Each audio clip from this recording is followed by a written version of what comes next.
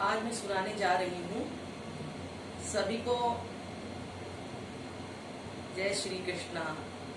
जन्म के पिछले हफ्ते मैंने सुनाया था प्रभु की लीला अब शुरू हो रही है। उनका जन्म हो चुका है और उनकी छठी भी कल हुआ। अब आगे की ओर बता रहे हैं। भागवत पढ़ते हैं लेकिन उसका महत्व भी जानना बहुत जरूरी है। उसकी विधि क्या है ये जानना भी जरूरी है। किस तरह से भागवत सुनना है ये भी जरूरी है। तो आज प्रभु की कृपा हुई कि मैं आज सुनाने जा रही हूँ। हे सनकादिक ऋषि बोले, हे नारद जी, अब मैं तुम्हें श्रीमद् भागवत की कथा सप्ताह का विधि बतलाता हूँ। मतलब सप्ताह में कैसे सुनना है, हाँ, और किस तरह से ध्यान देकर सुनो। इसके लिए आषाढ़ मास से अगहन तक उपयुक्त समय है। इसमें तिथि नक्षत्र का विचार भी कर लेना चाहिए। जब कोई काम शुरू करते तो उससे पहले क्या होता है कि समय को भी ध्यान रखते हुए नक्षत्र को विचार कर लेना चाहिए।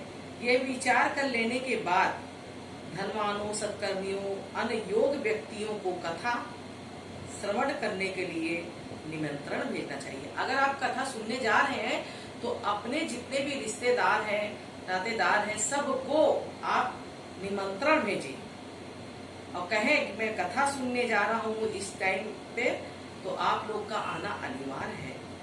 जहाँ कथा कही जाए उस स्थान को स्वच्छ बना दें और फूल और तोरणों आदि से अच्छी तरह सजाकर ध्वजा स्थापित कर देना चाहिए। ध्वजा क्यों स्थापित होगी? क्योंकि जब कथा शुरू होगी तो उसके पीछे उद्देश्य है कथा सुनने के। तो इससे पहले हमने बताया था ना कि गोकर्ण ने कथा सुना था और उनको सुनाया था अपने भाई को, तो किस तरह से उनका उद्धार हुआ था। तो इस विषय में अगर हम कथा सुनते हैं तो उसका उद्देश्य होता है। जैसे जैसे कथा होगी वैसे वैसे हमें एक एक बांस का गठ्ठी टूटना जरूरी है। और जब कथा हो जाए, कथावाचक ब्राह्मण हो, बड़ा ही योग्य हो, विद्वान, ब्रह्मचर्य निष्ठ तथा पाखंड रहित होना चाहिए। कथा सूर्योदय से प्रारंभ करना चाहिए। मतलब कि जब सुबह से शुरू करना चाहिए तो तीसरे पहर तक होना चाहिए।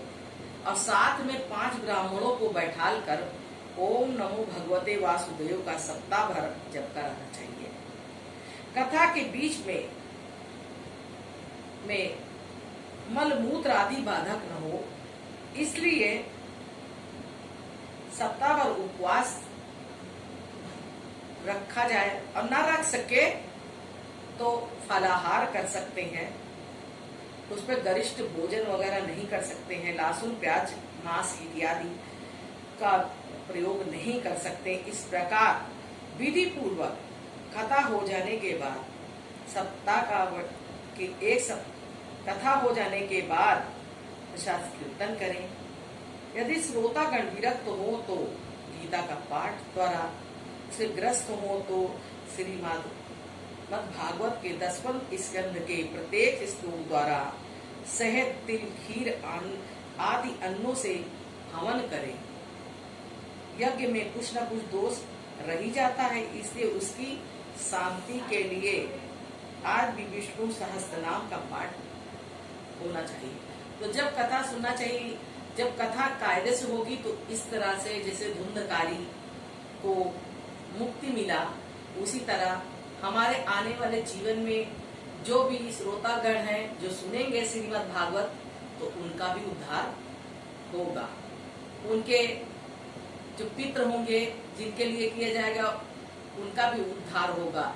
तो इसलिए जो भी कथा सुनी जाए वो नियम अनुसार सुनी जाए और भागवत कथा का श्रवण जो भी करे वो भी कथा करे और भगवान श्री कृष्ण का नाम भी ले ओम नमो भगवते वासुदेवाय का जाप करें। श्री कृष्ण गोविंद हरे मुरारी, हे नाथ नारायण वासुदेव। और इसी से उद्धार होगा सबका। किसी चीज के लिए गलत न बोले, न गलत कहें, न गलत सुने, तो भगवान खुद ब खुद साथ देंगे। अगर विश्वास न हो तो कथा करके देखें, श्रवण करके देखें और पढ़ कर देखें, आपका उद्धार जरूर होगा। इन्हीं बातों से हम अपनी वाणी को विराम देते हैं। बोलो जय श्री कृष्ण।